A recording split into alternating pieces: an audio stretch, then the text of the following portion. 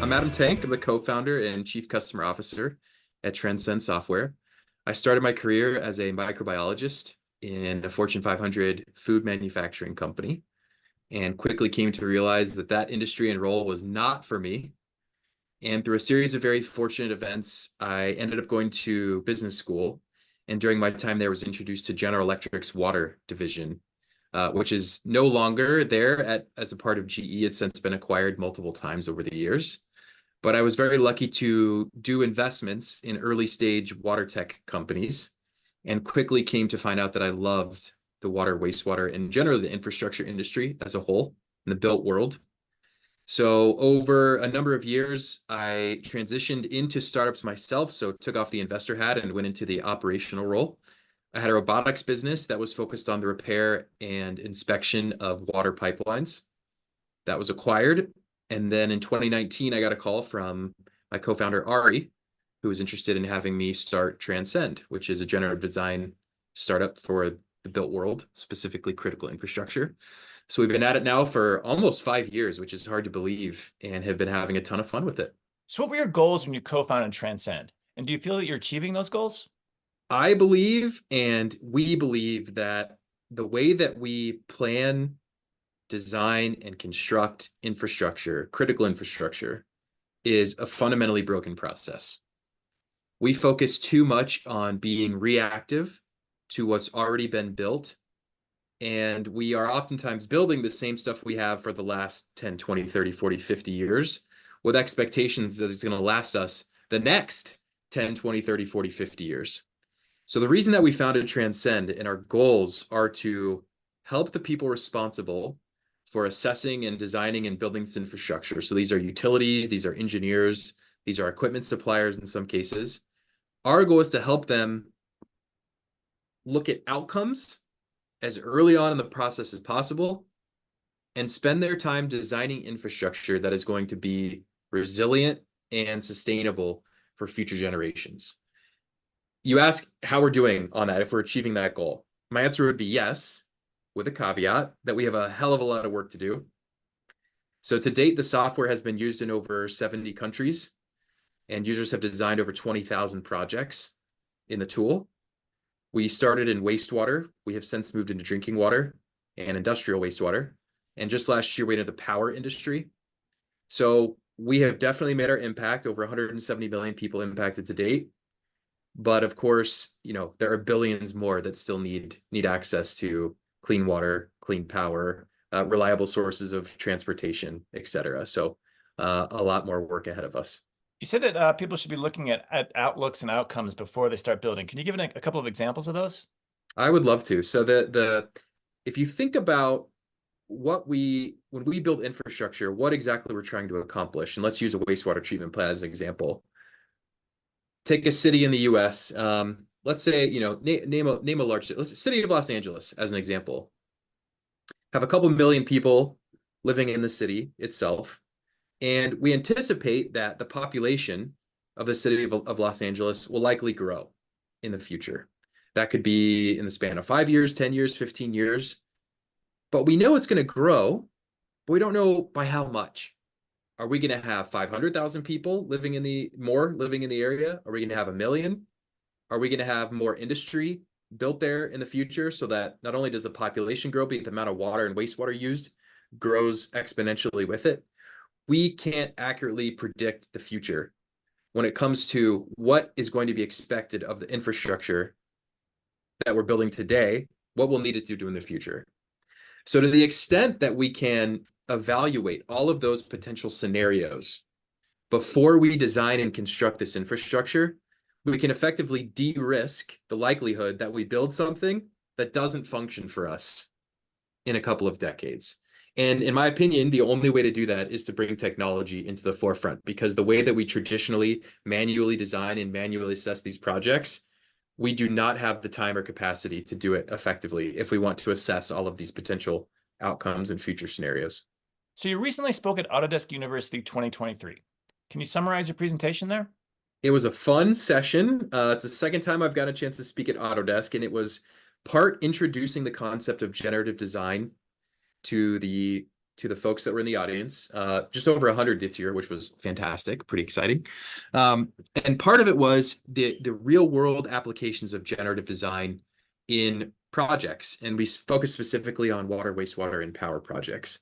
So what we discussed was the use of generative design tool, ours, Transcends, in helping a water utility in the US go from evaluating 3 of those potential future scenarios for what they wanted to build as far as their wastewater treatment plant was concerned, to then evaluating 30 different scenarios in the same time and budget that they had allocated before. And so we walk through not only the procurement process around how they procured software like ours, but then also where the software was used as part of this project, and then what the outcomes were that were achieved. So at the end of it, participants had a pretty good understanding of what generative design means, specifically in the AEC world, but then also how it's applied in some real world implications of technology like the Transcend Design Generator. So I noticed in a lot of places, including at the conference, where the phrase generative design has seemingly been replaced by just AI since that's popular. Do you consider those two terms interchangeable, or do you think that there is a distinction? There is a distinction. They are not interchangeable. If I could show you a graph, I would. If I'm here waving my hands for those that may not be able to see me right now, they work. They can work well with one another, but they are wholly independent disciplines and methodologies that can be used to tackle different types of projects, and not just infrastructure design, by the way, but all kinds of different scenarios. Generative design is really explains the process change behind how engineers can use technology to assess more options than they could previously. AI may be a component of how generative design functions, but in and of itself is more a mention of technology rather than a process change. So that's how I would, at a high level, describe the differences between the two. I'm not sure everyone is making such distinctions, so I appreciate that. How can technology such as BIM and AI improve infrastructure and generative design? And the same for lessening climate change and making communities more climate resilient. This is a fantastic question. And when I talk to people who are outside of the infrastructure industries, it blows their mind that we will spend $50 million or $100 million building an asset that we can't visualize before it's constructed. We spend huge sums of money on things like a water or wastewater treatment plant, and we only know what they look like when we can actually walk through the front door of the facility. And that's a really big problem. So let me give you an example why. I mentioned that an important thing to think about when we're designing infrastructure is the fact that when we build it, we oftentimes have to turn around and instantly start maintaining it because it's either breaking or conditions have changed since we originally designed the facility in the first place, or we didn't assess all of the outcomes that we wanted that plant to achieve early on in the design process. I was speaking to an engineer 3 weeks ago, and he said the first 10 years of his career were spent in front of a computer designing wastewater treatment plant. And it was not using 3D modeling or BIM, building information modeling. And so this plant was constructed, and he got out of his office and went to this facility and walked in through the door. And the first thing he noticed was that he had designed a pump that was 10 feet in the air. So all of the operators and the maintenance teams responsible for maintaining that pump and ensuring that it was of sufficient operating condition couldn't even access it without getting on a ladder or having to climb over pipes or a whole bunch of other situations. And so we put the people who are responsible for operating and maintaining these systems, we put these people in a really bad position when we aren't using tools like BIM to look at what if a full facility is going to look like when it's finally built. We have technology that can build 3D models for us or that we can use to build 3D models, but we choose not to. So that's the first challenge. As far as how it makes buildings more sustainable or resilient, another simple example of this. So there are many places in the US now that are being impacted by wet weather events that hadn't previously occurred. And when you have something that was built 20 or 30 years ago, and we could use, let's use a bridge as an example. You have a bridge that was built 20, 30 years ago, that was built for a certain level of water going through a river. And now you have wet weather events that you couldn't have predicted 20 or 30 years ago that now get so high that they wash over the bridge and potentially at risk of knocking it out. If you can effectively evaluate what a range of potential wet weather scenarios looks like when you're designing your next bridge, you can design it to be more robust, or maybe put it in a different place, or maybe use a different type of material selection. If you're not though evaluating those scenarios or looking at what it means to have a resilient bridge, or a bridge that can withstand climate change, then you're going to keep building the same bridge that you have for the last 50 years, and it's going to get washed out, and you're going to have to rebuild it again, and it's going to be a whole nightmare, which is exactly what's happening today. So by using tools like BIM, building and information modeling, having more data around what the facility or the site or the asset looks like before it's constructed, and then being able to evaluate a range of future scenarios, you can build infrastructure that's more future-proof, that just makes sense for the realities of what are going to happen in a future that we currently can't predict today. Okay, so continuing with that bridge example, can you describe some of the challenges and differences between trying to, say, retrofit a bridge or a bridge model as opposed to designing a new bridge from scratch nowadays? Anytime you have an existing asset, you are dealing with something that was designed to perform a particular job when the asset was constructed. So a bridge, as an example, you may have a bridge that was built 50 years ago. It was designed to handle, a certain amount of traffic, a certain amount of weight, certain lane sizes or size of vehicles, certain types of vehicles. And so when you have an existing asset and you want to retrofit it or upgrade it to make it more, to make it be able to handle the realities of today, oftentimes it's so much more difficult to do that than building it from scratch, because you have to, let's say it's a wooden bridge as an example, and you want to make sure that it stays a wooden bridge because of the aesthetics, or it's too expensive to replace with metal, or you can't knock out the whole thing to repair it or replace it with metal because it's a single source of traffic in and out of a given city or what have you.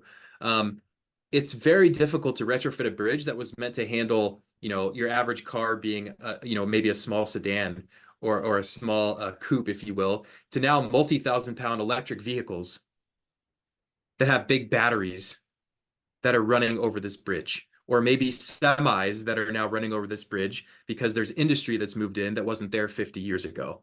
So if you're going to design a new bridge now, taking into consideration things like EVs or new safety requirements or new materials or different sizes of vehicles, etc., by being able to model those bridges and being able to think about what are all the implications of what changes have occurred and might occur in the future, you just end up building a better bridge, or you end up building a better asset. You build a more resilient and a more functional asset that reflects the realities of today and not what it was originally designed for 50 years ago. How much is a challenge to let's say you can't build a new bridge, but you still want to model in a modern way an existing bridge?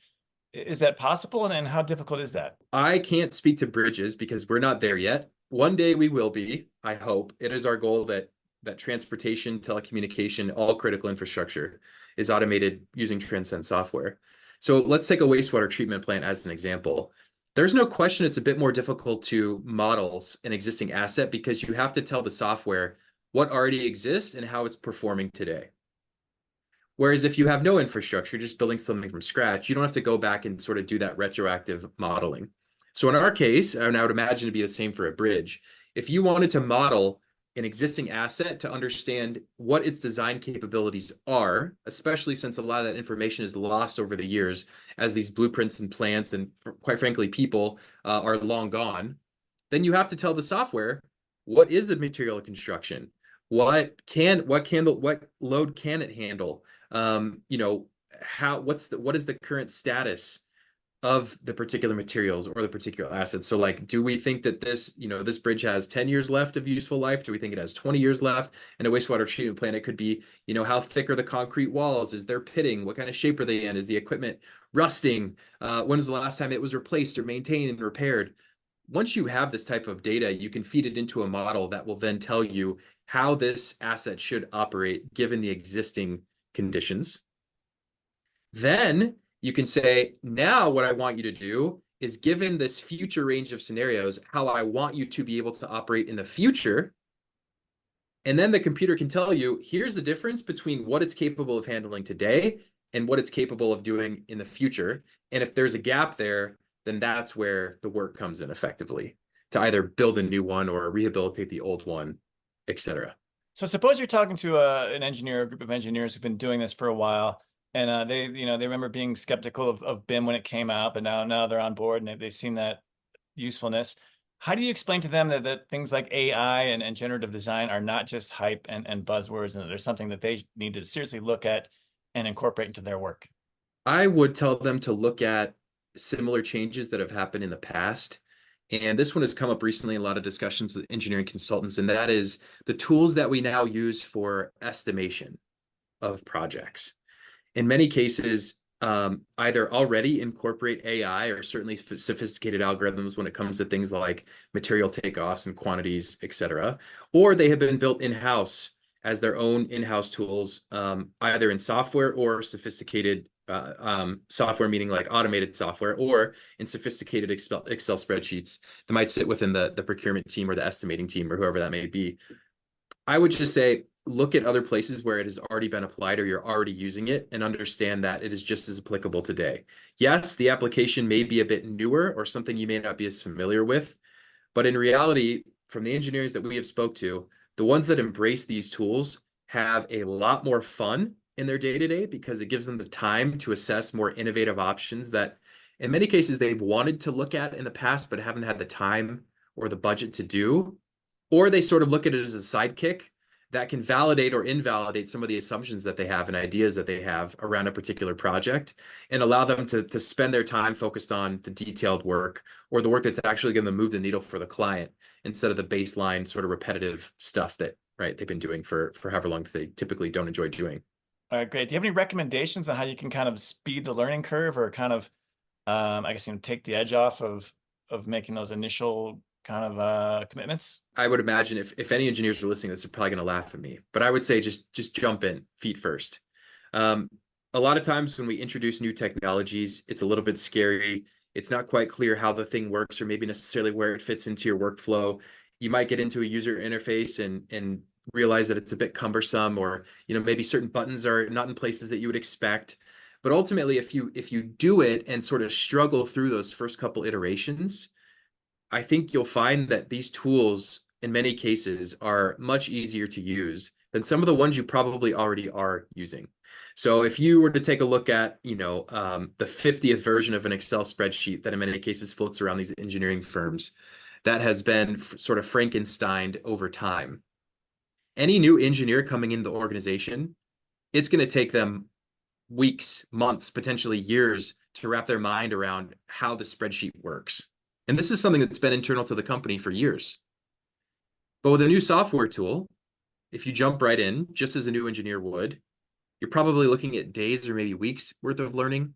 So we oftentimes forget just how difficult it is to utilize our existing tool sets and sort of turn a blind eye to the new ones by saying, oh, well, that's too complex or maybe too difficult to use. But in reality, these tools are not any more complex or any more sophisticated than the ones that you're already using. They may just look a little bit different. So I would say jump in, be willing to learn. And at the end of the day, you can probably get some sort of continuing education credits to get your PE license or whatever else it might be to keep your career on track. So even if you end up hating the process, you can still use it for that. So a major concern that I've been hearing a lot of, especially across the use of AI lately, is intellectual property rights and how users' data are incorporated into AI models in their training. So what's kind of your philosophy on this area? And do you think this is a major problem, and how do you think it's going to shake out? I would say if you are someone who is working with or planning to work with a third-party software company like a Transcend, this should be top of mind in the questions that you're asking that business before you work with them. How will my data be used? Will it be sold? Will it be aggregated? Will it be used to train your models to make your software better or more sophisticated? These are really important questions to ask because, yes, in many cases, the data is used by people outside of the company you might be working with, or it's used to reinforce a model that they're then selling to your competitors, et cetera. That's not the case of Transcend. We don't anonymize data. We don't aggregate data. We don't sell data. all of the data that our customers input into the platform and the rules that they configure for their design practices, we consider to be their IP. So if you are someone who is seriously considering contracting with a company like a Transcend or another who's outside of your business, or for that matter, using a large language model internally that's developed by a third party, very strongly look at the terms of the contract, the terms of service, et cetera, and ensure that your data is being protected. That's a great answer to a question I've been hearing a lot, and people aren't exactly sure what they're concerned, but not necessarily sure about what to do. Unless you've got any other advice on that, those are kind of all the prepared questions I've got. Is there anything that you felt like we should add that we may have missed? The only thing I'll say is that it's your question earlier, Todd, around how to sort of take the edge off as you're adopting these projects. Asset owners, especially municipal utilities, engineering consultants, they're ultimately the ones who are evaluating the risk of certain projects. And in many cases, that is their job, is to fundamentally assess and reduce the risk of developing a project to fruition. And a lot of them see technology, and it's not just Transcend, but this is really any new innovative technology. They see it as adding risk into the process. And I would encourage people who are responsible for designing and building this infrastructure to think a bit differently about that, in the sense that, a tool like generative design, in my opinion, can reduce risk far more substantially than the way that we think about risk management or risk mitigation today using manual risk management practices or models. And the reason is that software is so capable of solving quite complex problems that humans are also capable of solving. The computers, though, can just solve them considerably faster, but also thousands and thousands and thousands of times over and over and over again, where it would take a human, weeks, months, years, decades to do the same level of work. So if you're thinking about innovation as being risky, I would encourage you to put on a different lens and think about how new technology can actually reduce the risk of building something that you're going to, quite frankly, regret building 10 or 20 years into the future, because technologies like these can significantly reduce the risk of building the wrong thing